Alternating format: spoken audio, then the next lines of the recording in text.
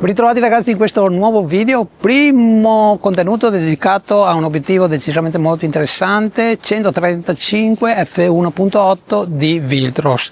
Ti porto la versione per Sony.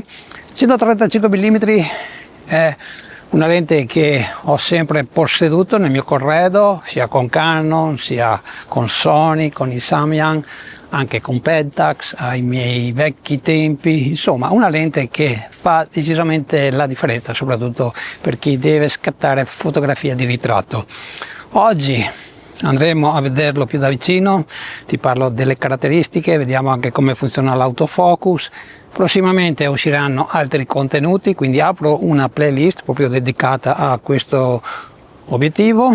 Lo andremo a provare con una modella, soprattutto andiamo a utilizzare la luce artificiale. Insomma, vedremo proprio man mano che si avvicina soprattutto la primavera e anche in estate questa lente che avevo un po' trascurato ultimamente, soprattutto perché ho utilizzato molto di più una fotocamera APS-C, però adesso che ho tra le mani finalmente questa lente, che ti dico subito è decisamente una delle migliori che io personalmente abbia mai posseduto, mi ha dato proprio la spinta a continuare a utilizzare un 135 mm quando utilizzo una fotocamera con sensore full frame. Vediamo adesso la qualità costruttiva di questo 135, ti dico subito che non è affatto male, non mi ha lasciato affatto deluso. Ci sono diverse cose che devi sapere su questo barilotto, perché ci sono diversi selettori, una cosa normale per chi conosce già i 135, che adesso ovviamente andiamo a fare anche un veloce paragone. C'è anche un piccolo display, cosa che chi conosce già Viltros, soprattutto il 16 mm, l'ha già trovato, e vediamo a cosa serve. C'è anche un tasto in più che puoi andare a personalizzare, quindi c'è qualcosa da dire. Però prima di affrontare questo discorso voglio spendere 2 minuti sulla portabilità, perché secondo me è molto importante, soprattutto per chi magari non è abituato a utilizzare lenti che vanno a superare il chilogrammo. Ok, io sono uno di quelli, mi piace avere una lente decisamente compatta, non deve essere per forza un pancake, però insomma una lente che pesi non oltre i 700 grammi, siamo praticamente nel peso perfetto che piace a me. Già quando ho provato questo 135 di Samyang che pesa 900 grammi, che adesso una volta che l'ho preso in mano sembra una piuma paragonato proprio al Viltros che pesa 1,3 kg, insomma andare ad utilizzare lui, insomma un po' di difficoltà le ho avute, ok? Mi devo abituare, non ci sono ancora riuscito. Va anche detto che in questo periodo l'ho utilizzato poco, in studio non lo uso perché non ha senso per quello che piace fare a me, ok? Figure a mezzo busto con i 135 io non le faccio raramente, tanto meno le faccio in studio, perché lo voglio proprio sfruttare per lo sfocato. Adesso che esce la primavera sicuramente lo andremo a valorizzare molto di più, quindi usciranno nuovi contenuti. Comunque ho fatto qualche foto giustamente anche per farti una prima recensione di questo obiettivo. Lui sì è quello più pesante, va detto. Adesso vedremo proprio in questo 2025 come mi troverò, lo andrò a utilizzare, mi devo abituare. E però ti posso dire, anche se lui è il più pesante, vale la pena acquistarlo proprio rispetto al modello di Samyang, ok? Ci sono due motivi soprattutto, il primo è la qualità dell'immagine e il secondo per quanto riguarda l'autofocus. Lui è più preciso soprattutto quando vai a fotografare una modella da lontano, cioè a figura intera. Altro aspetto da non sottovalutare è che nel modello di Samyang devi acquistare una dock per fare gli aggiornamenti firmware, che costa più o meno 50 euro, qui lo fai direttamente da questa porta USB che trovi direttamente nella baionetta. Consiglio che do a tutti coloro che devono acquistare per la prima volta il loro primo 135, perché una volta che lo ricevi potrebbe anche non piacerti, perché è molto diverso dall'utilizzo di un 85 e soprattutto da un 50, perché innanzitutto ti devi allontanare molto di più dalla modella, ok? Alcuni so che non piace, per me non cambia nulla.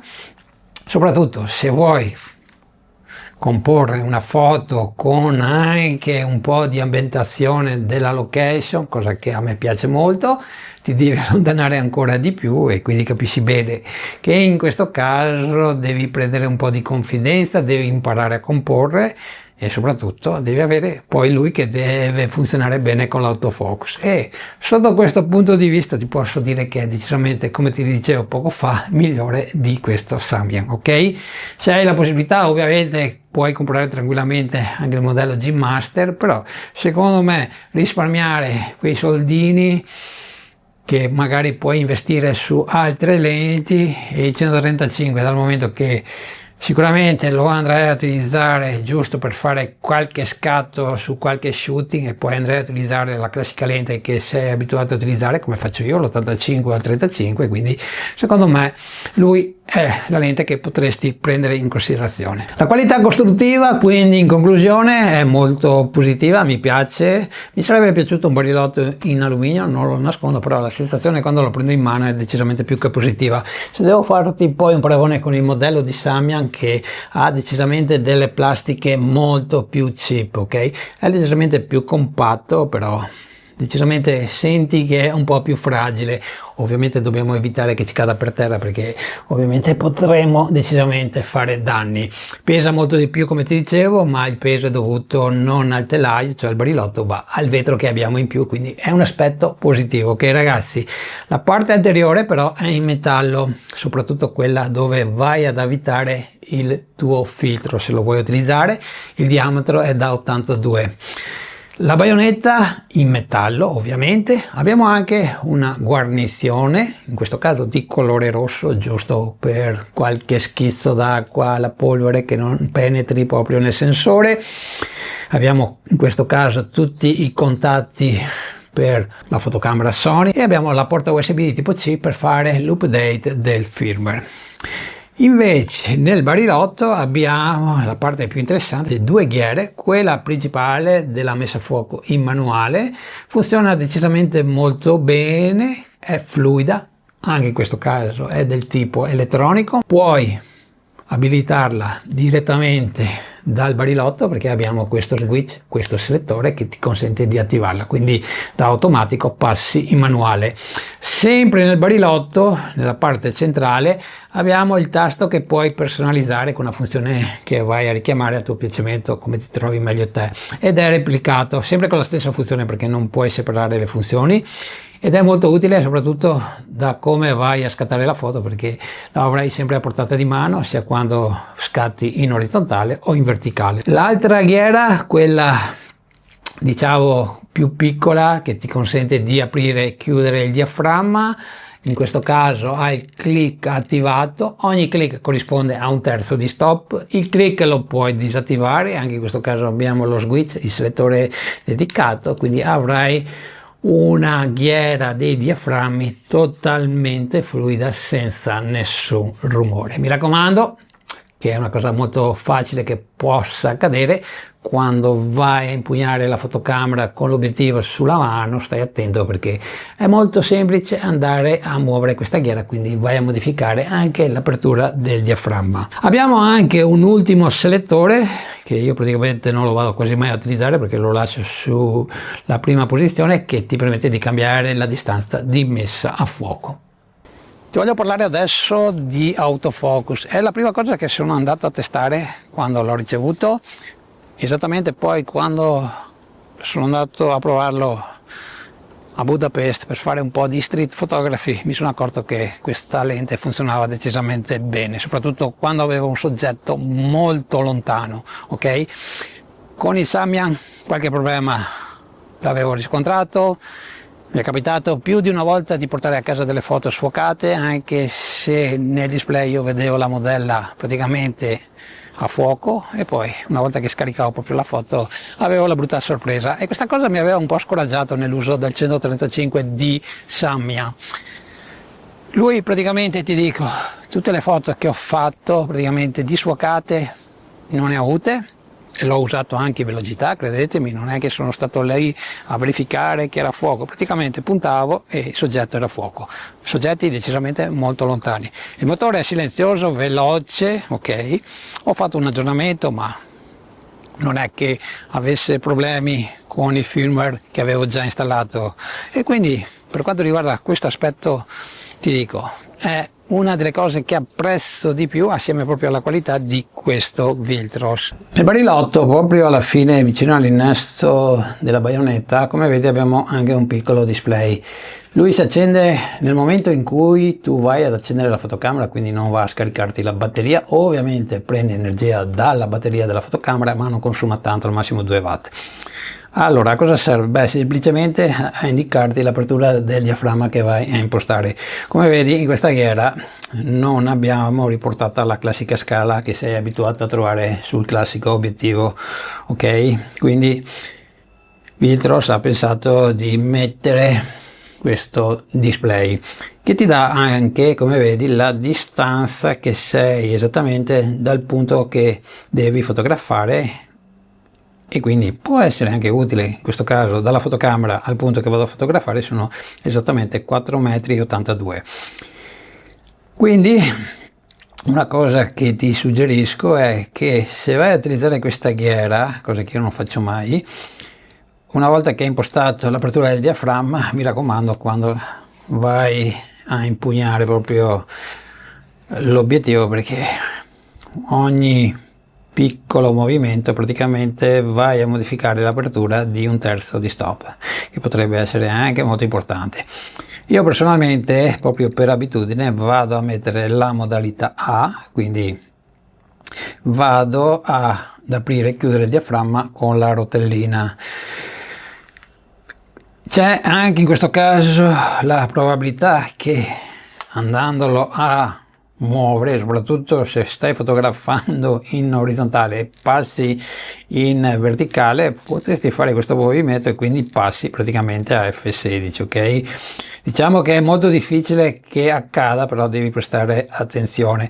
Diciamo che mi sarebbe piaciuto, come troviamo su alcuni obiettivi, la possibilità proprio di bloccare fisicamente questa ghiera. Magari nei prossimi obiettivi Viltrox ci andrà ad accontentare. Ti voglio segnalare anche e di scaricare questa applicazione di Viltrox che si collega tramite il Bluetooth che possiede esattamente il 135. Con questa applicazione, che ritengo molto utile, puoi fare innanzitutto l'aggiornamento del firmware tramite OTA, quindi puoi anche non pensare di farlo tramite il classico cavetto che io ti vado sempre a consigliare, però, perché è decisamente più lungo il processo, ma mettiamo che sei in viaggio, non hai un PC sotto mano, l'applicazione è quella che magari ti viene in aiuto.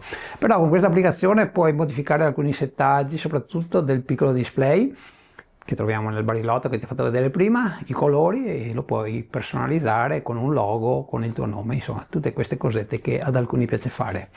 Spero che con un prossimo aggiornamento posso andare a disabilitare proprio la ghiera dei diaframmi, cosa che per il momento in cui proprio registro questo video, non si può ancora fare, perché la ghiera, come ti ho detto durante questa recensione, non ha un blocco. Io posso essere attento durante un servizio fotografico, però può sfuggirmi che la vado a muovere durante l'utilizzo, e quindi è una cosa che potrebbe essere decisamente non piacevole, soprattutto quando facciamo delle foto molto importanti.